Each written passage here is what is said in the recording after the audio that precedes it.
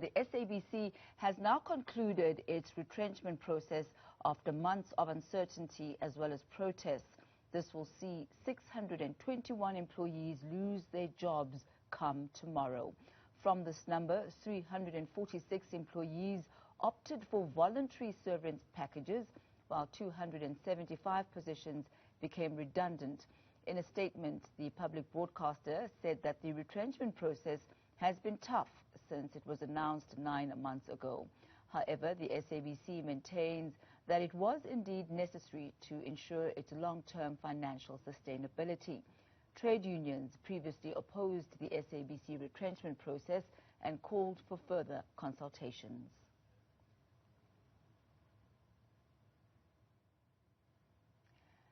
The Communication Workers Union says the SABC, however, did not follow the rules during the retrenchment process.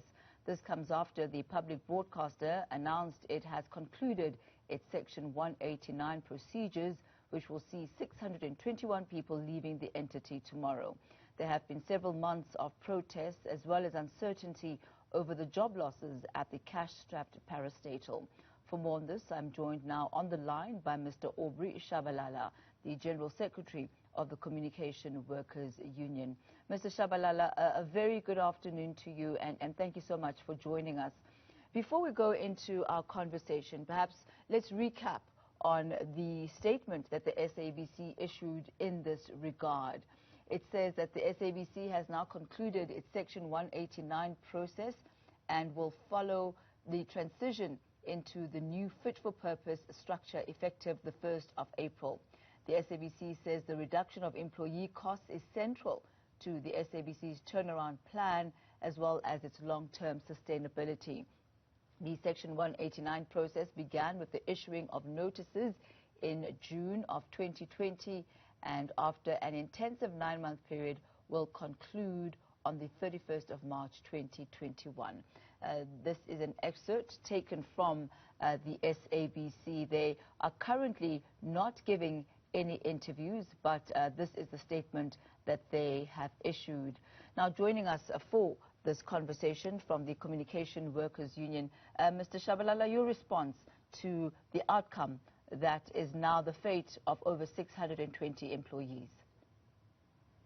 Well, thank you very much for having us. I mean, good afternoon to you and the viewership of Newsroom Africa. Well, we have indicated, and I think our worst fears have been confirmed. I will take you just back a couple of months ago in February. SABC said it will only retrench 303 people. We've confirmed a couple of months ago to say that already we have over 270 people that have taken packages, and there was absolutely no need to go ahead with the retrenchment. But today we're talking over 600. But however, we want to emphasize that the 600 number is not accurate.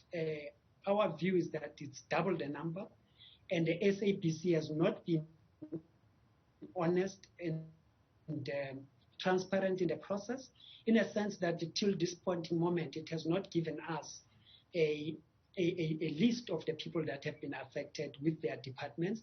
What we've also seen is that there's an erosion of quality jobs, replacing it with what we call freelancers, which we call casualization in our own language. So the SABC will be at the worst of situation now as they talk about the jobs that they are going to fit for purpose and all of that. We believe that the SABC has been handed over to the private sector by our own government. Lack of governance there has led to this, and we can expect more retrenchment, we can expect more bailouts requests from this process going forward. And so what is your next move as the Communication Workers Union? Not only yourselves, but other unions have for a while been protesting and have been against this, even going to the Labour Court to appeal the judgment that was made there, that indeed the retrenchment process by the SABC, according to the Labour Court, was fair and transparent. What now for you? Well, firstly, the issue of Labour Court, one of the judgments says that they will not micromanage the retrenchment, which leaves workers vulnerable. So in all the judgments that the Labour Court have done against retrenchment, it's always in favor of the profit and in favor of the employers. So Ours now going forward, and it's a correct question, is that as the union, we are going to meet tomorrow. We also have a scheduled meeting with SABC on this. We also want to interrogate what they talk about, fit for purpose. We wanted to interrogate the number of people that have left SABC and the plan going forward, because the only way we can be able to respond accordingly is only when we have sufficient information before us so that we can be able to fight. This is an ongoing battle. It's a deterioration of another SOE. And unfortunately, is that even when the parliament and the minister intervene, these private people who are owning SABC now were so much powerful to say they can ignore the minister, they can ignore the parliament portfolio committee. And who are these private people that you are saying own the SABC, knowing that the South African broadcaster is, as you said, a state-owned entity owned by government? Well, I'm talking about the current executive and the board led by Mr. Makatini. It is clear that they are not taking any mandate from the public representative, which is Parliament. SABC is owned by the public, and this campaign should be a public campaign. It's not about workers, because what is going to happen now, where they've crippled the capacity of SABC to produce its own content, they will have to outsource that skill, and when they do that, it will be handed over to the private sector. That's what we're talking about. And we think it's deliberate. We don't think that they have all these powers on their own. So as workers, we also have to re-strategize our position and really see what is the best that we can do about this. But the process itself, we cannot conclude and say that this will be the last retrenchment. With the sheer arrogance that they have, non-consideration of this of the processes that are there, the merry-go-round that has been happening at SABC, people getting different letters from one week to another.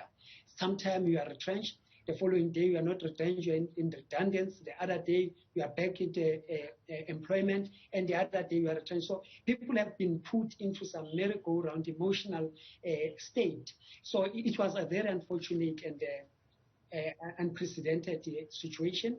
As trade unions, we must go forward and look into it how best we can fight it. There have been talks, and Dr. Tshabalala, about the fact that the SABC's salary bill has been bloated. The fact that there are a lot of posts within the SABC that, according to the SABC, were redundant. And even when they were doing their processes of retrenchment and offering people alternate opportunities, there were some posts that were made redundant and put aside. What is your reaction to that, to the fact that what the board is now saying is that they're putting together a lean machine that is going to be fit for purpose so that people are actually in jobs where they have clear deliverables that can be met, as opposed to having people in positions but no clear output for those positions? Well, how ironic. Firstly, the CEO earns more than the state president, the CEO of SABC, and the board chairperson have been really, taking a lot of money from the board fees that went beyond the hundreds of thousands per month. That's ironic. But we agree with a question that says there should be a turnaround strategy, a strategy that will make sure that SABC is self-sustainable. We agree to that. We agree that SABC have to remodel its operation in a sense that we now have the online broadcasting, and we agree that there are bottlenecking regulations from the regulators, ICASA, that has to be looked into. And when we do that, it's a process. But you cannot do that and create what we call an artificial profit by just cutting the staff and hope that everything else will disappear. SABC will still face challenges of moving into a digital migration, as the president have announced, to say the process starts in March till next year. We will need human power to do that. SABC will still have to go on digital broadcasting, even online. We still need human capital. So all of those things need all the stakeholders to work together. But just to cut numbers and hope that with a lean salary at the bargaining level, not at the executive, that we must take note of. The executive still take home a lump sum of money. But the workers at the bottom are the ones that are cut, are the ones that are reduced to freelancers and work excessive hours and so on. That does not help the public broadcaster. So as an organization, as trade unions, we've never rejected a question that says, let's have a turnaround strategy to make sure that SABC go forward. And we still believe it's needed even to this day. I'm going to have to let you go in just a second, but before I do, you fought for a long time, not only your union, but other unions as well. Is there even merit in continuing the fight? Is this, you believe, a fight that you can win? From the SABC side, it sounds like a fait accompli. Well, a fight is ongoing. During the apartheid days, there was a long fight. A lot of people died, and we soldier on. People never gave up. It's that spirit of South Africans that we should continue to fight for justice, and we should continue to fight for fairness. And I think we should continue to do this as a trade union. There is just in our cause, and there is just in our fight. Thank you, sir. From the Communication Workers Union, that's Mr. Aubrey Tshabalala.